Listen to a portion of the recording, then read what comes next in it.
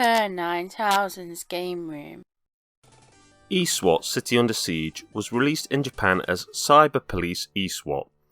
It's a 1990 side-scrolling action platform video game developed and published by Sega for the Sega Mega Drive, or as it's also known, the Sega Genesis.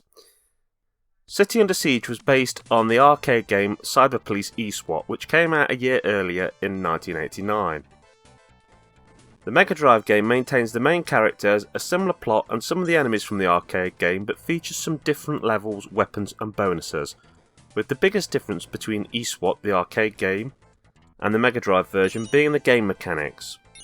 Whereas the original arcade game ran off of the Shinobi gameplay engine, the Mega Drive version clearly does not. Just to touch on a few of the differences in the arcade version, you only take damage from attacks and you do not lose health for simply making contact with an enemy. In the Mega Drive game, if you touch an enemy you get hurt.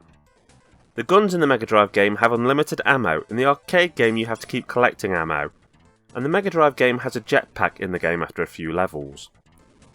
The arcade game stages were more focused on combat in the city slums, having you fight more human-based enemies, whereas the Mega Drive version has stages in places like cybernetic prisons and industrial robot factories, with there being far more cyborg-type enemies. The bosses are all completely different between the two versions, with the exception of one.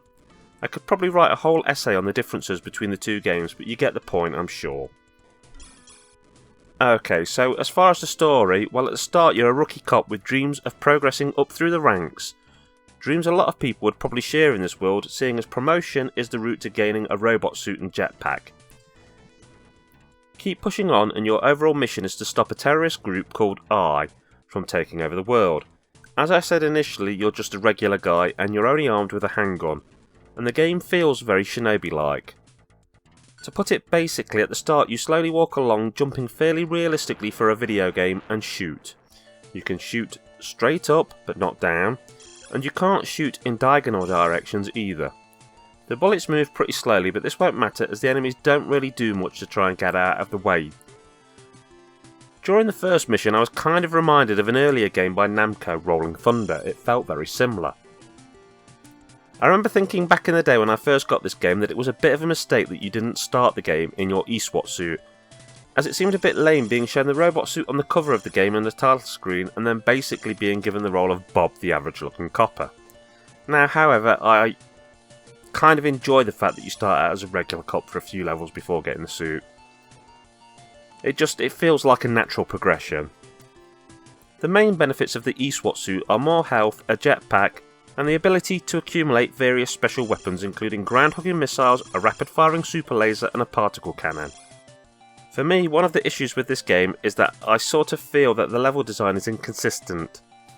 I, for example, really enjoy the first level and would happily zip through this at any time. However, the level immediately after it just feels like a slog. You have to get on a floating platform and then zip around trying to find a place to enter the prison properly while getting shot at by things.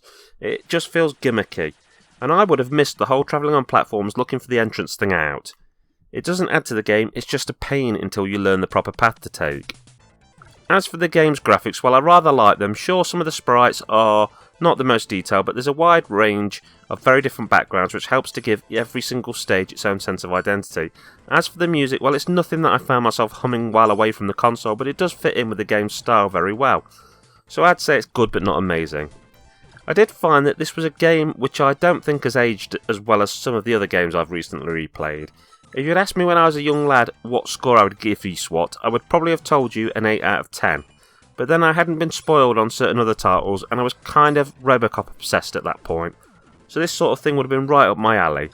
Now with my mind expanded by a huge range of games over the years, and a slightly more logical viewpoint, I find myself wanting to score eSWAT a 6.5 out of 10. Don't get me wrong, it's a good game, it's just not a world changer. It is a game, however, which has not gone to ridiculous heights of expensiveness. Having a quick look online, I saw boxed copies of this title for around £15. It has also been on a whole bunch of Sega game collections and can be found on Steam for the grand total of 79p. So why not buy it on Steam and see what you think of it before you consider adding it to your collection. Okay, that's Kerr9000 signing off saying keep on gaming.